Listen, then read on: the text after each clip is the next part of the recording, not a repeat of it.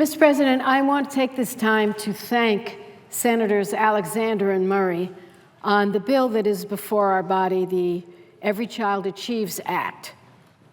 It is so important that we focus on this area of education. Two important provisions that I asked to be included have been included in the bill, and I want to specifically talk about those. And again, thank both senators for including these important initiatives in this important bill. One of them is a reauthorization of after-school programs, something I've worked on my entire life in Congress, and it goes back a very long time.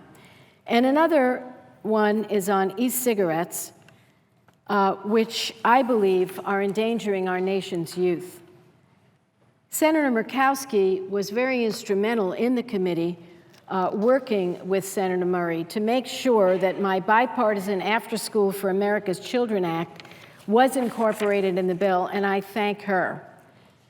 Mr. President, in the Senate, I first introduced my after-school bill in 1997. I worked with Senator Ensign at that time. The federal government at that time only funded a small after-school pilot program. So when we got to 2001, I saw an opportunity to take that pilot program and turn it into a real funded authorization for after-school programs. The bill that we have on the floor today and next week will modernize that after-school program. It's the 21st Century Community Learning Center program. That incorporates after-school. It will help states support quality after-school programs. It encourages parental engagement, involvement, and ensures that after-school activities complement academic curriculum. Our kids don't stop learning just because the clock strikes 2 or 3 or 4. They keep learning. So the after-school activities are very important.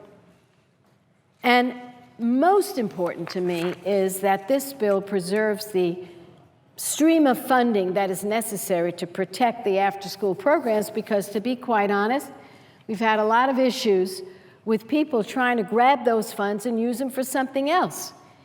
And let me tell you why we cannot do that, Mr. President. We serve now more than 1.6 million children of working families every year through this after-school program. That's progress. Think about 1.6 million children. Think about all their parents and the relief it brings to them to know that they've got their child in a quality after-school program. But there are still 11.3 million children left unsupervised when the day ends.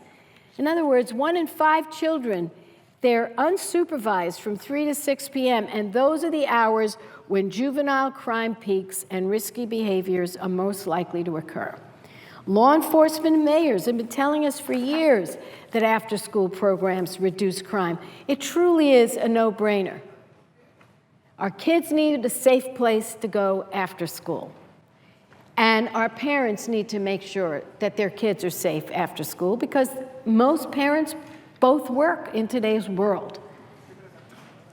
And no matter what leading candidates for the Republican nomination say today, my understanding is Jeb Bush said that our workers don't work hard enough. They said that. Our workers don't work hard enough? Just talk to the parents of these kids. They're working hard, sometimes multiple jobs, and they need to know their kids are safe. I want to talk about one student, Gerardo Rodriguez, who grew up in poverty in Los Angeles, and he dealt with the threat of violence and the allure of gang life. While he was at Carson Middle School, he chose to join an after-school program that was run by the Boys and Girls Club instead of a gang.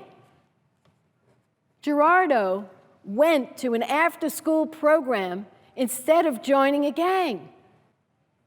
Now, in statistics, he would be told he was likely to be a dropout. Instead, he graduated from Carson High.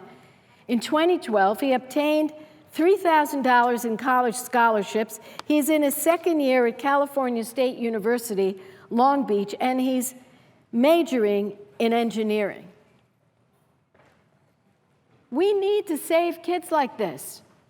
Yes, the parents are working hard, many hours, and they need after-school help. This bill helps those kids. I'd like to do more for more children, but I am thankful that we are preserving this program. Our working families need to know that their kids are safe, because there are more than 28 million parents of school-age children who are employed, including 23 million who work full-time. These parents miss an average of 5 days of work a year because they don't have after-school care and their child gets sick. We all know that. We've all gone through that.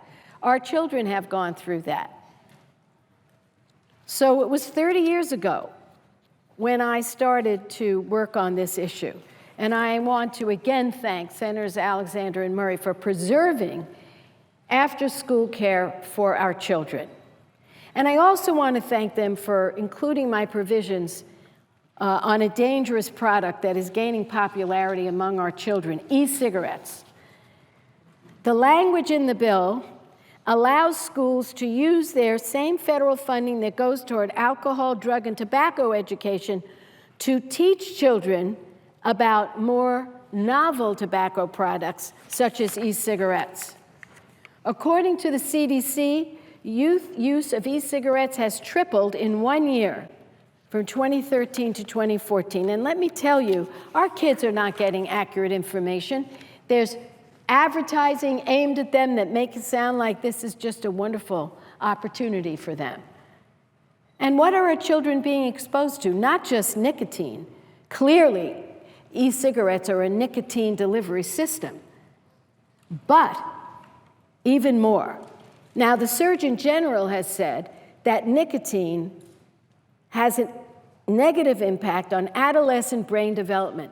So for God's sakes, let's stop our kids from being able to smoke e-cigarettes on the campus. And I have an amendment that would do just that, and I hope it will be unanimously accepted. Because these e-cigarettes also contain benzene, cadmium, formaldehyde, propylene glycol, and nanoparticles that are present in traditional cigarettes, according to the California Department of Health.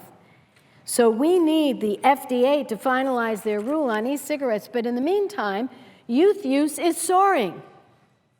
We're finally making progress on reducing smoking among teens, and yet this e-cigarette situation is out of control. And that's why I'm pleased, and in this bill, schools will be able to teach kids about the dangers of e-cigarettes. So in conclusion, Mr. President, again, I want to thank the bill's managers for helping me get the after-school language in, protecting our kids after school, getting some language in to make sure we can educate our kids against the dangers of a new nicotine delivery system called e-cigarettes. But I also have 3 more amendments that are pending, I hope will pass. The first one I talked about was clarifying that a ban on smoking in schools includes all tobacco products, such as e-cigarettes. The second amendment would prohibit advertising e-cigarettes to children. When you see this, I'm sorry I didn't bring the charts to the floor. They're using cartoon characters, the same kind of thing that was done by the big tobacco companies. And big tobacco's behind this, let's be clear.